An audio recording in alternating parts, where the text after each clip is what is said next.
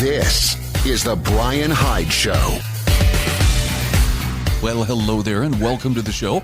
Tuesdays, I like to get together with my friend Eric Peters from Eric Peters Autos, and we talk about everything that's going on, at least stuff that we should be aware of, as well as stuff that just kind of gets under our skin. And first of all, Eric, what'd you think of the Idiocracy spectacle over the weekend at the White House? Doesn't it literally look like something from Idiocracy 2? Like white trash heaven? You know, where's Hector Camacho, whatever, and Brondo ads? Right. It's embarrassing. It's really embarrassing. But at the same time, I understand it from a political point of view because, and this is probably not going to go over well with some listeners, but there are a lot of people who do support Trump that kind of have that, they like that sort of thing. You know, other people, and I don't mean it like I'm probably coming across as some kind of a smug elitist here, but, you know, there's an element that likes to go to wrestling matches and see spectacles and things like that. And it's appalling to people who are like us, you know, but it's actually really neat and cool to a certain element. And that element, I think, is heavily on Trump's side of the aisle. Yeah, what it's worth. At the risk of sounding like, are you abandoning your principles? No, but look, to me, it really does ring a tone. Like if you've never seen the movie Idiocracy, the president is a porn star, championship wrestler. You know, it's just all woo and flash and stuff. And so from that standpoint, it's like, yeah, it really did feel like a page from Idiocracy. On the other hand, just a couple of years ago, we had, you know, transsexuals flashing their man boobs, you know, they're on the White House lawn. If I had to choose, gun to my head between the two, I'd take the monster truck show rather than the perversion parade. That's fair, but the perversion parade and the Idiocracy thing are both in a way an appeal to the least common denominator and to depravity, you know, and that's not good, I don't think, for the country. Again, I'm not trying to elevate the state. The state is not my friend. I've spent a professional lifetime railing against the dangers of the state. But that said, you know, we've seen an erosion in civility and in respect for the things that are beautiful and good in life. These things are not beautiful and good. You know, seeing a bunch of Blutos beat each other up on the White House lawn is not beautiful. It just isn't. You know, it's no more beautiful than seeing a drag queen prancing around on the lawn. We ought to be in favor of things that elevate, not drag us down. That's my 50 cents on that. No, that's I think that's a very reasonable take on it. You know, we're not being spoil sports, but I think you can safely make the case that what was going on there, you know, with the UFC fight and everything. Yes, it was a great spectacle. And, you know, in conjunction with America's 250th birthday, I mean, sure, it's going to get people's blood pumping, but did it inspire? And I agree with you. We don't need to be, you know, serious adults about every little thing in life, but we do need things that inspire us to something more than just simply, hey, let's watch guys beat the crap out of each other. And how about inspiring us to not be children or teenagers? You know, that's fair. From an adult point of view, you know, this is again, it's juvenile. And the whole apparatus of government now caters to this sort of this arrested development infantilism. You see it in political discourse.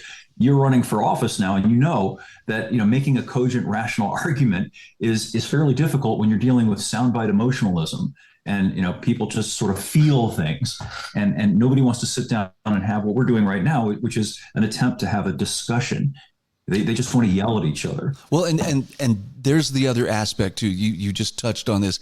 It's the tribalism that defines so much of our politics. Why can't people, you know, be rational when they encounter someone who doesn't see things exactly as they do? It's because we buy into the soundbite mentality and tribalism and emotions, and this is all very superficial stuff. And again, I'm not telling people you need to you know, rip every bit of fun out of your life. I'm just saying, if you want to be taken seriously as an individual, if you want to actually have impact on the world in a way that actually matters, at some point you're going to have to stop acting like a little kid or a teenager and be willing to look at things that do matter, and in some cases, you know, step up and do some heavy lifting. Yeah, I mean, we're a couple of weeks now away from the 4th, Independence Day.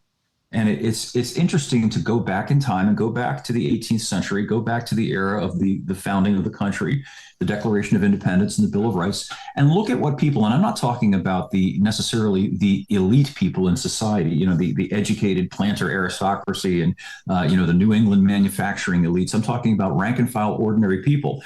A lot of people don't recognize that Common Sense, Thomas Paine's pamphlet, was directed toward the average person. And it was the best-selling publication produced in the colonies. And ordinary people read it in pubs and talked about it. Think about that. Think about the level of adulthood involved in reading something like that was about natural philosophy, natural rights. What's the proper role of government in relation to the individual? Today grown men talk about sports ball. Ooh, yep. My team won. Ooh, did you see the big game? It's embarrassing. Yep. Again, this is not a call for we should be rooting out fun wherever it's found. It's just a matter that if you really want to enjoy, the blessings of freedom, for lack of a better way of putting it, you've got to be willing to step away from the superficial and be able to stand on what matters. And I'm concerned there are a lot of people that can tell me, who's third baseman for this and that baseball team, but have no idea, what is government properly supposed to be doing versus what it isn't. Yeah, I think there's actually a sinister aspect to that, to the way that sports ball, and that's just a term I use to encompass all forms of professional and collegiate athletic worship, diverts men particularly from focusing on the things that matter and allows them to vent their frustrations, their anger, their desire, to be involved in something in this absolutely futile, frankly, nihilistic way. Well, by focusing on these ephemeral things, it's fine to watch a game. It's entertaining. It's a spectacle in the moment, but it ought not to be the thing that you focus on predominantly. There are more important things going on, including with your family, with yourself, yep. than some team of paid entertainers, which is ultimately what they are.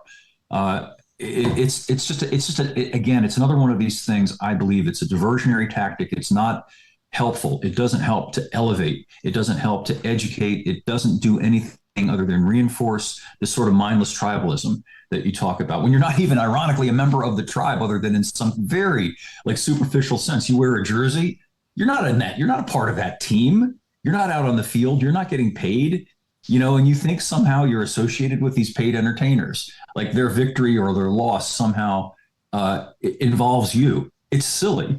I think you should stop wearing jerseys after you hit your 15th birthday. Fair enough. Let's talk a little bit about the deal. Now, I'll admit, I unplugged last week for a few days. And I mean, I had no cell phone or anything. It was wonderful. But, I come back and, okay, so what's happening in the world? And I'm hearing talk about a deal with Iran. I've heard this a few times before. Is this a real deal or just more kicking the can down the road?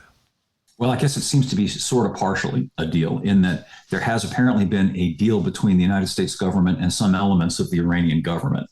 It's a deal that chiefly benefits Iran, which is great, and in the end, it's an acknowledgement that they've kind of won. And that's fine. I have no problem with that. I really like the idea of us being able to extricate ourselves from this hugely reckless, hugely costly war that is of zero benefit to America. The problem is that one of the principal parties to the war is not a party to the deal, that being Israel. And I worry, and I think there's abundant reason for this worry, that the Israelis are not going to let Trump take the off-ramp, that they are going to continue to do whatever they're doing in Lebanon, for example, and elsewhere, that's going to goad the Iranians into doing something. Or, I know we're not supposed to talk about such things. The Israelis might possibly do something themselves to bring us back into their fight. I don't think it's an inconceivable proposition that such an event could occur. The American people don't support this war bigly, but maybe they would if all of a sudden there was some kind of an Iranian attack here in the homeland. Maybe Trump could then wheel around and start to wave the flag and play the Lee Greenwood song, and maybe people would rally to that. I hope not, and I hope that doesn't happen, and I hope I'm just letting my cynicism and paranoia get the better of me. I would like, for everybody's sake, for this war to end. So I'm hoping that the deal holds. So on a similar note then, if in fact there is a deal, When can we expect to see gas prices come down to something a little more reasonable, or can we? Yeah, that's a really good question. I don't know. My understanding of it minimally is that it's going to take months, months and months and months to undo the damage that's already been done, to refill the reserves of the world that have been drained during this event, and the inflationary pressure that has been egged on by all of this. I don't think that we're going to see a return to what gas prices were before this war started. I think, I've seen gas prices go down in my area. They're down about 20 cents, but they're still around $4. So, I don't think that we're going to see gas back to $2.80 a gallon, which was what the national average was before this war started. I hope so. I'd like to see that, but I don't anticipate that happening. Interesting. Let's talk a little bit about, let's talk cars for a moment. You had a fascinating article on GM's Super Beetle. And I've got some friends who are really into Volkswagens, especially vintage, air-cooled Volkswagens like the Bug. But I had never really thought about GM actually kind of took a shot at this as well. Tell me about the car. Yeah, it's the Corvair, which General Motors sold from 1960 to 1969. And it can be looked upon as a Super Beetle because it was very similarly laid out. It had an air-cooled engine, but instead of a four-cylinder engine, as in the Beetle and the Super Beetle, it had a six-cylinder engine that was substantially more powerful. And it was available in a variety of different output levels, too. You could get it with 2 or 4 carburetors. Imagine that. And also a turbocharger in the Spider. And that one put out about 150 horsepower, which I think at the time back in the early mid 60s, a Beetle engine put out about 50 horsepower, maybe. And I've owned both cars, so I have some personal experience with them.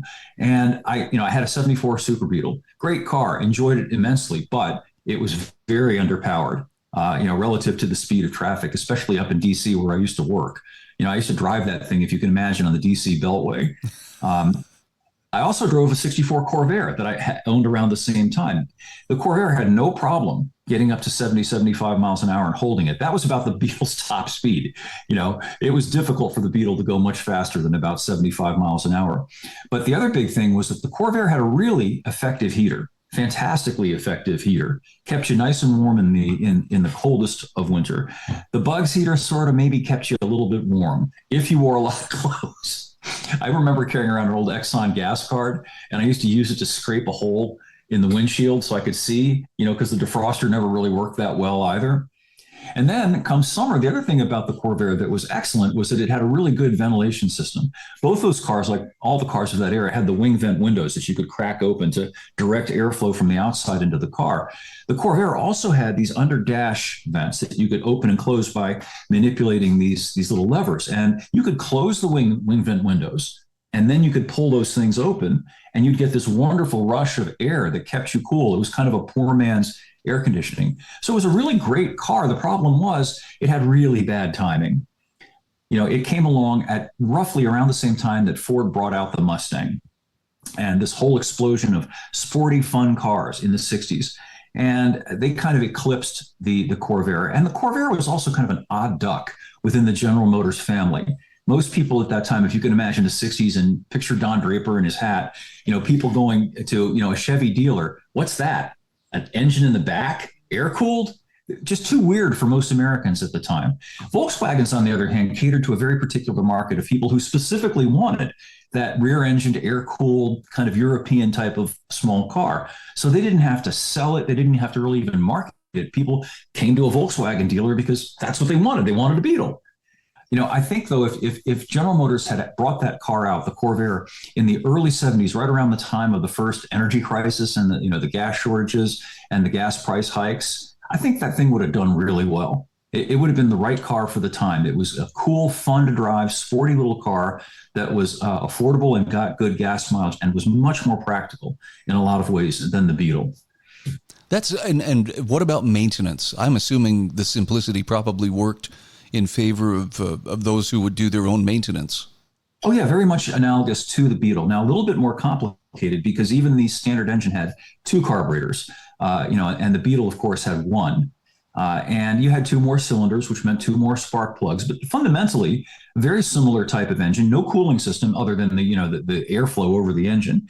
No liquid cooling system, so you never had to worry about the radiator, the water pump, hoses, any of that. And like the Beetle, it had a single drive belt, that powered the generator that produced the electricity and drove the fan.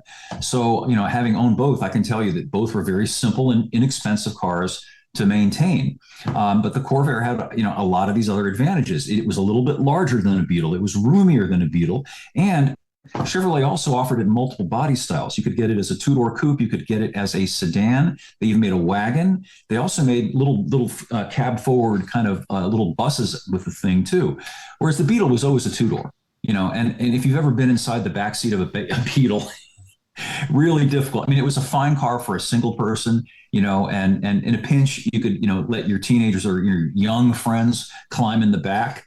But, for adults to get in and out of the back of a Beetle, kind of a challenge. And also, once you had 3 or 4 people inside a Beetle, that little engine was really struggling. And it was hard to keep that thing up to speed with traffic. The Corvair never had that problem. It was a very practical and a very fun car.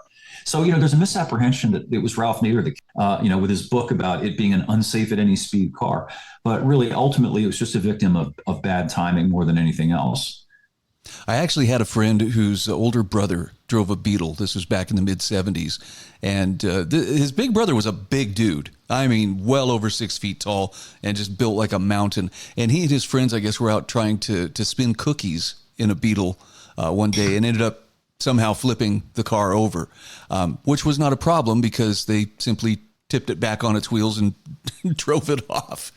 I always thought that was kind of impressive that, it turned over easily, but they were able to ride it themselves. Yeah, it was so light. Back in those days, it was a prank that high school kids would often do. If there was a teacher that had a Beetle, they would, get 3 or 4 strong guys and pick it up and take it out of the spot where the teacher parked it and put it somewhere else. It was a fairly common thing to do. Good luck doing that today with a, 3-ton EV.